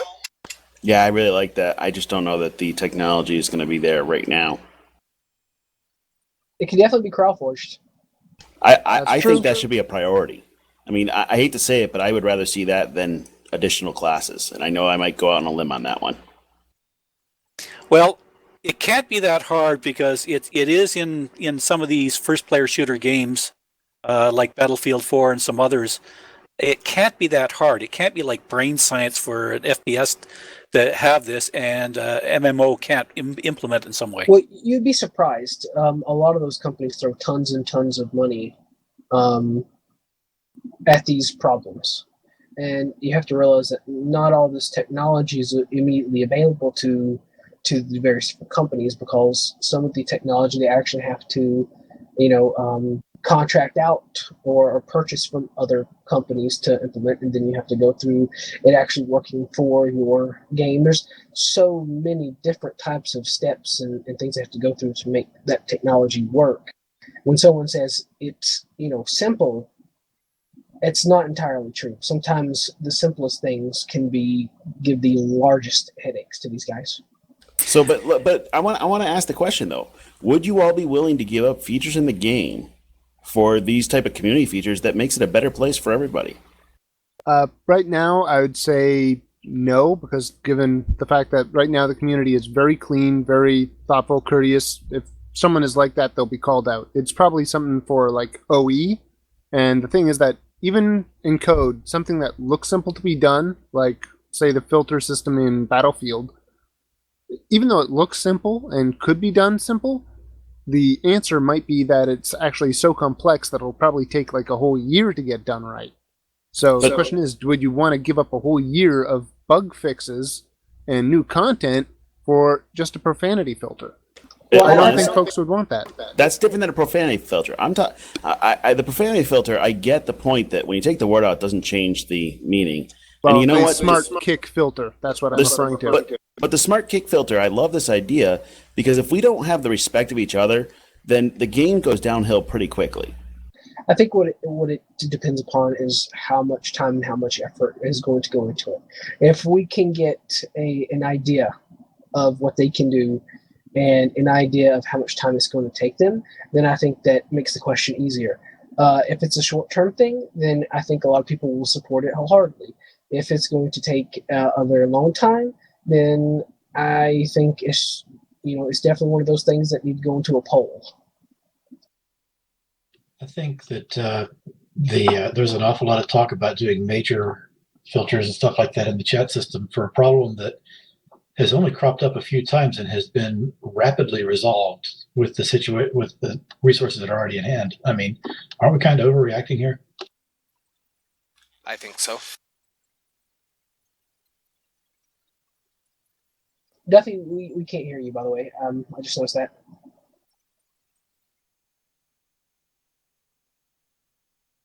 Duffy's been trying to speak 2 or 3 times now, and I thought maybe just people talking over him, but I can't hear him. Can anybody else? No. How about now? There you go. All right. That explains so much. Yeah, right now, a very simple reporting feature or email to customer support should be enough to solve most of the incidents we'll have at this time. By the time we go to open enrollment, filters and better reporting tools will probably be a much, much bigger deal just due to the size of population coverage with customer support. But for now, I don't know if it's necessarily worth wasting time on. Especially when a lot of other MMOs get by with very, very simple filtering and report functionality. I think the difference, though, is that this is a sandbox versus a theme park as well. Maybe the reaction is an overreaction, but sandboxes do tend to attract people who aren't necessarily entirely simple. But that has not yet happened. No, it's not, and that's because our community is a very good community, and so far, a lot of people that have been extremely, extremely toxic have been pushed out, or the people that have essentially gone overboard have been pushed out of the community, and that I don't see that slowing down. So yeah, maybe this is overreaction, but Yeah, in fact, actually, Ryan was going like, we expect the community to push out the toxic elements. I believe I recall that statement at around the time of the Kickstarter, the second Kickstarter. He was going like, I'm believing that this community will be good-hearted enough to push out or redeem the toxic elements that come into the game. So what exactly? I missed part of the conversation. What exactly was the overreaction? Essentially, cursing and profanity in your example, that of the troll who was essentially going like, dee dee dee dee. All right, I'm just going to say it. So what if I? Who was it that said that it's an overreaction? I'm going to put this in context though, because I think you might be misunderstanding what I said was an overreaction. All right. This conversation that we're having about how we need to get immediate chat filters and auto kicks and stuff like that, and devote developers' time to fixing this as a priority. We've had very isolated instances of this happening, and those have been rapidly resolved using the stuff that we've already got in play. It doesn't seem like there is enough of a problem with this to really require immediate emergency fixes to the chat system or anything like that when there's so much else to be done. I would disagree with that, and I disagree with it for a couple reasons. Number one, if somebody came in and named their tune Ulf Stoneplate, Suck My Cock, You Are a Bitch, then you Ryan would ban him just very please listen, finish, because Ryan was not available. This is after hours. And had it happened during normal hours, then yes, that would have been true. It would have been handled. But this last one did not get handled. The person basically got tired of swearing and nobody listening and responding to it. So that is, that is exactly how personal this person was being. Now, they didn't name their tune that, but they were saying things like that. And they were saying it to everybody. And when people said, hey, your language is over the line, they said, well, F you. I don't care if you believe my language is over the line. I'm going to say what I want. I don't even give a bleep about this game anyway. I'm here on a free trial, and I'm going to do whatever the hell I want. And by the way, can I get some buddy codes? And that's what this guy is. Has he been back? I don't know. Well, no, he hasn't, because in the intervening time he's been banned. So no. This fixed. person hasn't been banned that anybody knows of. Who says this person's been banned? Did anyone actually report him? yeah, I did. Yes, him. several did. Okay, but just checking. But when we put in these reports, we don't even get any feedback back that this person has been taken care of or anything like that. From a customer support standpoint, they should not and would not tell you that usually. That's fine. So, but it is an assumption that you are making that this person has been banned. Right. And there's I'm nothing making that it says they because have. I have worked customer service also, and if they got that many reports about this guy from people who are paying members about a fellow who's not, he's been banned, and he hasn't been back anyhow, and there have not been any repeated occurrences. So the situation seems to have been fixed. Okay, this is the second time in a week. This is the second time in a week. The first time, does everybody know what the first time was? Yes. Okay, we do. so I don't need to repeat that. Some people have speculated that this is the same person, but it is equally likely that it is somebody that doesn't like the game or just some random person that is a troll. It could be somebody from, if you want to be a conspiracy theorist, it could be somebody from a rival game. There's no way to know what this person is or who they are or why they did it. All we know is that they did it, and it would not be difficult to add in a filter. It's just that simple. And it would be impossible to add a filter. Okay, so because of creative misspelling. All right, so then we'll disagree. We'll agree to disagree on that. But the second point I wanted to make is that this actually breaks the terms of service of the Goblin Works terms of service. It says no adult content. It says no foul language. It specifically says it. So if you have a game and you do not follow the rules that you yourself publish, then you will get people like me that will just say, you know what, I'm not interested. I don't need that kind of aggravation when I get on to, to role play and play a game. Well, I disagree with you on... Can you both hold off for just 1 second? Absolutely. just to add to the conversation a little bit, solving these types of problems programmatically are very close to impossible. Yes, you can look for exact spelling. Yes, you can look for variations. But trust me, I could very easily continue to swear at you and get around the filter without ever catching me. And the only way to stop me would be report me to a customer service rep. That's ultimately the only thing that will ever stop this sort of behavior. No amount of programming solutions will solve it for you. Yes, it'll get a lot of the obvious, easy ones, sure. But for the 100 of those you catch, 1,000 creative jackasses get through. Well, and that's why the question is, should we actually look at either, player moderators or other things? Because we're not going to be able to get, Goblin Works isn't going to be able to do more than 8 hours a day of moderation because of there's 16 people. If they're busy moderating the chat channel, they're not going to be able to make the game. That type of thing can work, and I would not necessarily be against it or anything, and it might be something worth bringing up to them, especially because you're right, they're a very small team and very understaffed. That's a lot of responsibility to put on random members. I wouldn't be surprised if they said no, but at the same time, it is probably something worth at least broaching, even if it's a temporary thing. And again, a simple filter is better than nothing, but I would not expect magical solutions that will solve all sorts of these problems. People have been getting around these solutions for years. If they put in moderator accounts, they need to be extremely limiting, and essentially they don't need to be able to be exploited. Right. Giving any power to an outside employee allows an exploit to happen. It doesn't matter. You can make as many rules as you want. There'll eventually be a case that breaks the rules. It's just unfortunately how it will be. Because again, you're programming for people, not... You're trying to do heuristic or intrinsic things with programming, which you will always find corner cases that will probably violate what you tried to set up. That said, maybe they could do it. Maybe they could find people who would really be good at it. But that'd be up to them if they want to take that risk. GMs that were from the player base has happened in other games. Sorry, whoever was trying to talk. Well, I was wondering. Sorry, Miss Walker here from the Stoneroot Glade. What I was wondering, as an interim solution or maybe a permanent solution, was there any way to take a snapshot of the chat area and send that to customer service, so this way it's factual, it's not your interpretation or anything else like that. So it should make it easier for them to determine whether someone has violated the terms of service and should be banned or not. If you're making a customer service email like that, you should probably be taking screenshots just to make sure. I mean, most games will eventually have good logging, especially if they put in that report tool we've all been talking about. But until then, safer than sorry. I'd just like to address the point that you made earlier about the existence of trolls violating Goblin's Works terms of services. That is not a true statement.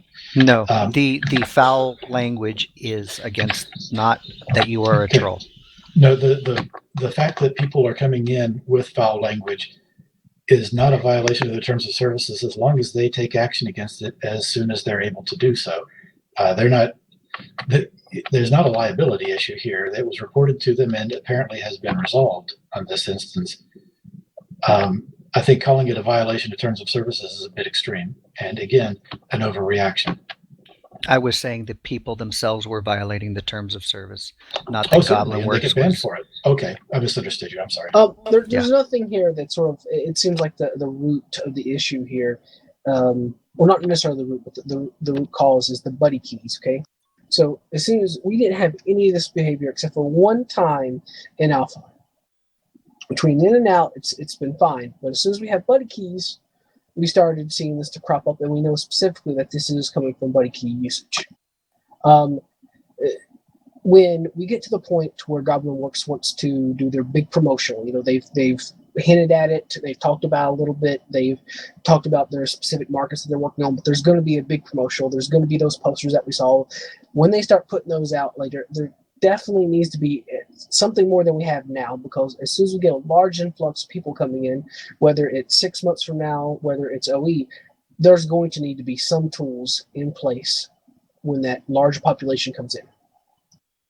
Yeah, I can imagine the trolls going like, okay, let's just wait, and when a good amount comes in, it's like, okay, it just wrecks the buddy key system for... They want to wreck. If they all, get to know about it, they'll all probably gang up on. Well, they probably all won't sit all organizedly gang up on it, but they'll all just take the opportunity flood it and make it seem like the buddy key system is the worst idea ever when it actually is still good. It's just that we need a better moderation system in place with the buddy key system. But unfortunately, you can't really program that. You literally need to see them by their action. In other words, their action would set the flag. So the reason why I asked the questions about the forums and the other things is we have to decide what type of community we want. And I hear you. I mean, I haven't played MMOs in quite a while before this game.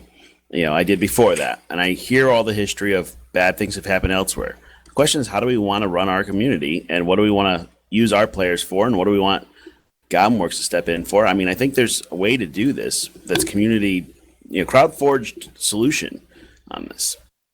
Well, we don't want forum fall. We definitely don't want that here. Well, one of the things that I think is part of the issue when someone said about this started with the buddy keys is the name implies what it's for. In other words, you look at your friends, because most of us play Pathfinder, the tabletop game, and looking for someone who thinks, yeah, this is something I might be interested in. I don't mind that people are, if someone asks, giving. But, when the first one happened, I was one of those posted on the forums, the idea that you should be vetting who you're giving it to make sure you're not getting a jerk. Because if you just simply, someone says, give me a buddy key, there's a little bit of responsibility, because as I understand it, in that first instant, they actually contacted the person who gave out the buddy key. We don't know what happened, but they were contacted about that individual. You should be vetting who you give the keys to. Well, Ryan actually did mention what happened in that instance. On the impromptu meeting that we had, remember that Hoffman coach, you guys were here? Yep. He mentioned that it was a red editor that actually had the key that came in here and they had the band. So, yeah, it was a red editor. So, I agree with you, Gilthorne. The buddy key does imply that there needs to be some type of vetting process, that you need to know that this person is, coming in with intentions to check out the game and coming in with intentions to, actually play the game. And, if they're not going to play it in the future, whatever. But the keys do not need to be handed to people who are generally assholes and want to start something and just be toxic in the chat. Basically, just any random person that asks for it does not necessarily need to get it. I'm not sure that that's actually happening, Cheadle. I mean, I see advertisements for buddy keys on other gaming forums, and they're just being blanket advertisement. I have buddy keys. Who wants them? There's no vetting going on there. I agree with you on that. I'm just saying that there probably should be. I'm one who opens up, and I made a public post saying, if you want a key, let me know. But what I do is I track who I give the keys to, try to chase them down in game, give them game support, and then try to help them in the game. Now, I'm hearing this debate, and I don't know if that's the right thing to do or not. But what I'm trying to do is get to this thing that somebody else was saying before. If the game is going to grow, we need new players, so we can't be too selective. I don't know the balance. I mean, how do you vet someone on the internet, in all honesty? I could easily lie to each and every one of you completely differently in a different name, and none of you would know. And then I could do whatever I want. I mean, the best they can do is catch me in game, attach handles to whatever email and whatnot, or trace IPs. But generally speaking, two of us randomly talking on the internet, there's no way you could vet me. No, there's not. There's not. You're absolutely right about that. But the difference here is that they have given us the tools to hand out because it gives us an incentive. If we hand this key out to some random person, yeah, they might buy it or whatever, or they might be toxic to the community. If we give it out to somebody else, whatever. But the difference here is that it's not an open free trial that anybody can come in and use that Goblinworks is promoting. It's they've given us the tools and they've given us an incentive. So by giving us that incentive, I think we should, take a little bit of time out to make sure that the person is at least what we feel individually is going to be good for the community, or at least kosher with the community, and is going to attempt to play the game and see if they like it or not. So what do you all think? Should I stop giving out keys? I mean, I give it out with support of the university and, actually, trying to help them and train them. But do you think that's wrong for the community? And because I'm fine stopping. I want to say something here is that from what I've seen, you've been giving out a lot of these keys through specifically Pathfinder Online forum areas. The only Pathfinder Online forum areas. Exactly. That's a bit different than handing them out to going on Reddit, handing them out, or just handing them out in like places that aren't necessarily our community, the heart of our community. But what does everybody else think about it? I say just keep on handing them out because, I mean, the biggest drawback on the game right now is, well, two biggest drawbacks is first, population, and second is all of the game systems aren't in place now. If you want to swap those with each other and say, well, let's wait for more systems to be in place, then that might actually cure the other problem. I absolutely don't have a problem with you because in a way you're giving out the key, but you are following up in game to qualify the individual to make sure he isn't an absolute jerk. So I don't have a problem with giving out the keys because someone who's just giving them out willy-nilly is probably not following up in any form. And that's where, the potential for these things to happen. But let's look at it. I mean, you've given out, you said at least 50 keys. God knows how many other people have given out. We've only had 2 that I know of incidences like this so far. So statistically, we're doing not too bad, even if people are just giving out the keys. Well, and I don't want Pathfinder University to be the police of this stuff. But at the same time, we're trying to work very hard to help make a community that grows so that other groups can focus in on, making the content, the other things. I don't know if that's right or wrong, but that's just the way we're looking at it. I would suggest that giving out keys to people that or even have previously gamed with would be is a good way to build at least interest in the game. You should weigh the idea of whether that person is going to be completely turned off by the lack of prettiness in the game or that there are no dungeons or whatever their issue is. But if somebody asks, some random player asks in general chat, for example, hey, can I get some buddy keys? I would suggest that would not be the guy to give them to, because that's exactly what this last guy was asking for. And to have for more keys, to have this guy have 5 more of his buddies all giggling while they're on TeamSpeak about how riled up they're getting people or how much trouble they're causing. That's the kind of douchebaggery that we don't need. And the guy was actually during that period of time when he was on there. It's kind of interesting. I don't know if anybody else had this happen. But I was PM'd by someone because I mentioned something in the public chat, and I was PM'd by a secondary group who was asking for buddy keys, while the first group was being basically the assholes on chat. I don't know if that happened to anybody else. No. So I mean, you just don't. I'm agreeing with you. You just don't hand out keys to anybody basically asking in game for the keys. So let's go back to the original question. How do we help Goblin Works? If we had 2 in 1 week, if we have 2 every week, this is going to get pretty bad pretty quickly. If we have 2 every week, that is an incredibly low number of pricks. Yeah. Well, look at it this way. If we get, say, 30 good players and 1 rotten egg, that's not a bad ratio. Yeah, and it truly isn't. And it truly isn't, because let's face it, you are going to get jerk-offs. I mean, it's inevitable. At some point, you're going to get someone that's just toxic and does it, despite your best efforts to try to do this. It's just try to keep it minimal. I don't see it big enough to be a problem right now, but obviously for individuals, not demeaning people's feelings on this, but when it does happen, obviously it causes some emotional, distress or various things for some other people. So yeah, it has to be dealt with. The question is, what's the best route forward? I agree with what Takashi said here. Pino, are you still recording this?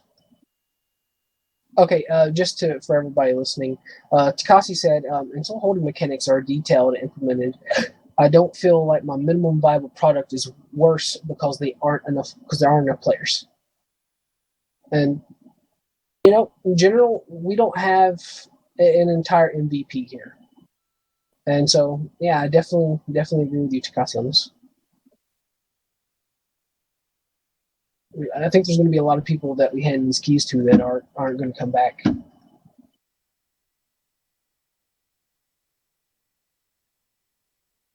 So, Hoffman, to sort of answer your question a little bit, I think that until we have certain key features in the game, some of these keys are going to go to waste.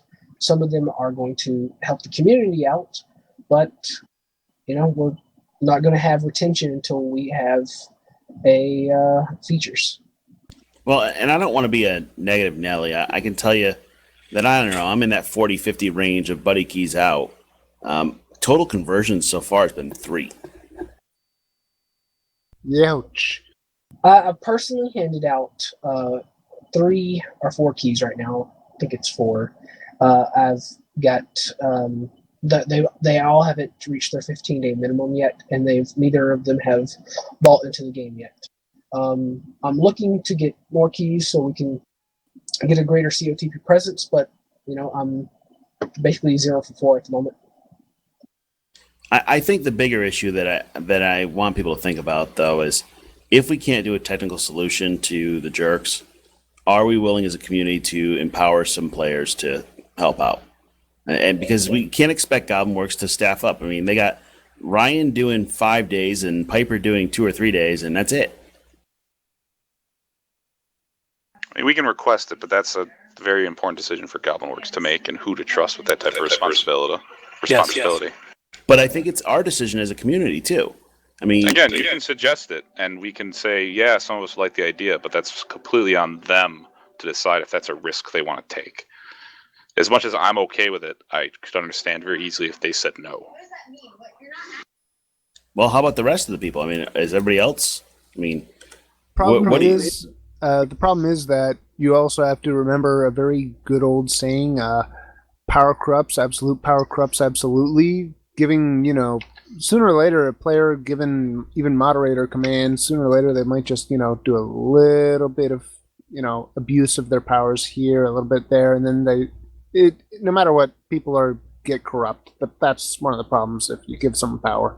In fact, actually, the problem is that if they're also associated with a power block, then obviously folks are going to be going like, oh, he's using his admin powers for this power block. So there's no way to completely make sure that there's no problems associated with that moderator character power given to a player. It's not possible. There always will be some form of interpretation which could end up turning badly. So there's no way you could get away from it.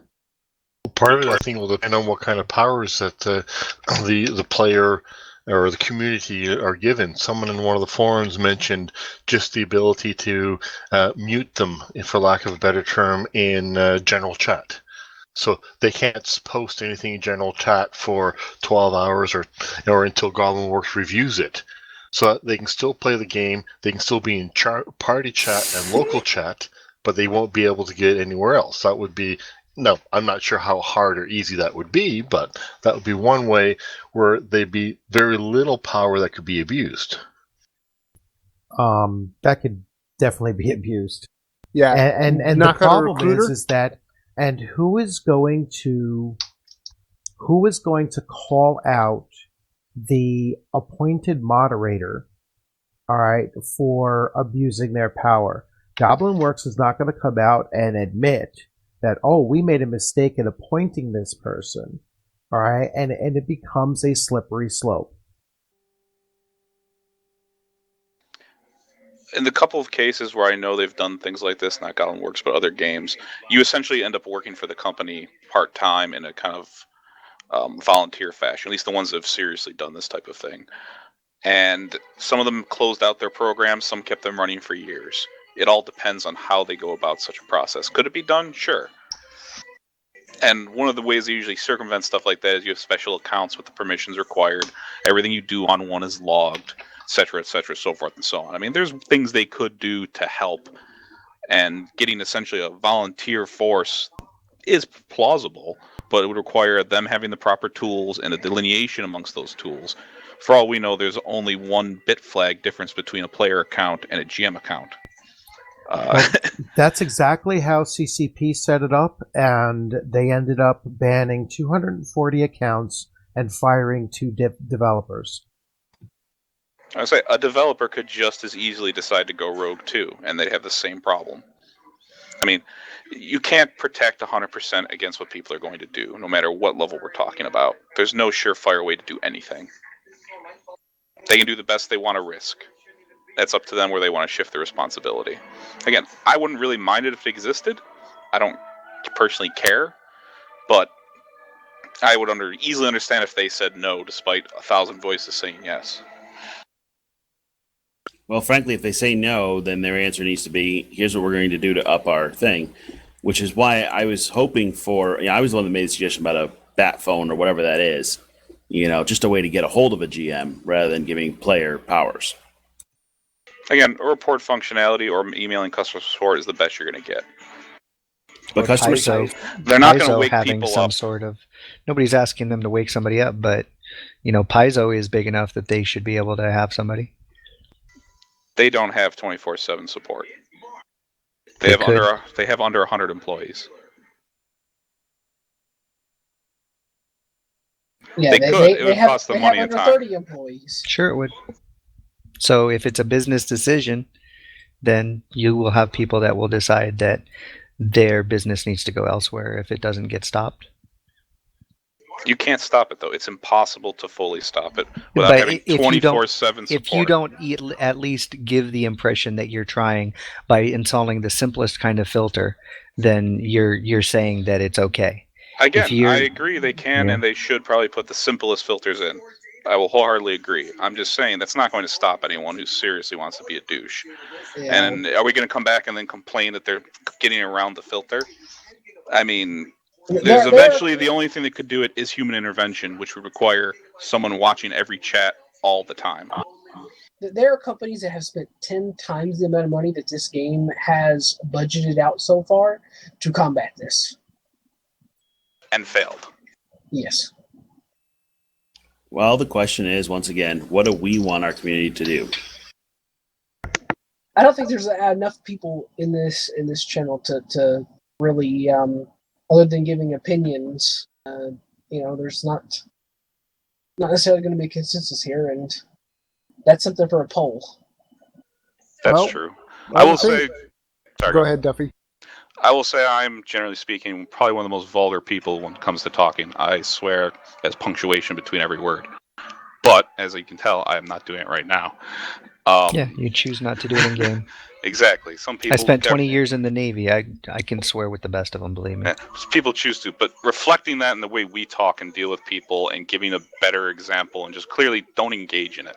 The type of people that generally do this type of thing get either doing it because they're just stark raving mad for some reason about something, or they're doing it to get a rise out of people. And if you respond straightforward, calmly, and then ignore them, they usually go away. Again, obviously, I think most of us here probably agree that we would never encourage our players to fly off the handle for no reason and start insulting random people. Yes, some of us might not mind swearing, but we're not going to say literally go berate that person over there as rudely as you can. Keeping that in our own little groups and making sure our groups don't behave like that or reinforce that behavior is probably the best we can personally straight up do until Goblin Works responds with an option or solution or poll. Should we bring it up? Sure. Somebody should definitely throw a crowd forging thing to do something.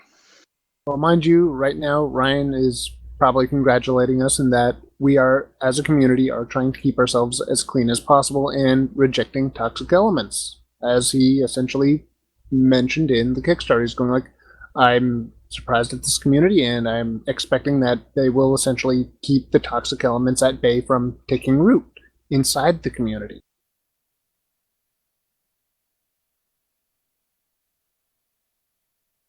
Well, this has been a lively debate. I actually have to head out for the night, but appreciate everybody coming in here, and you all should come back here frequently so we can have these discussions. I'm into easy. Yeah, I'm gonna probably head out tier 2. Well, have a good evening. Take care. Oh,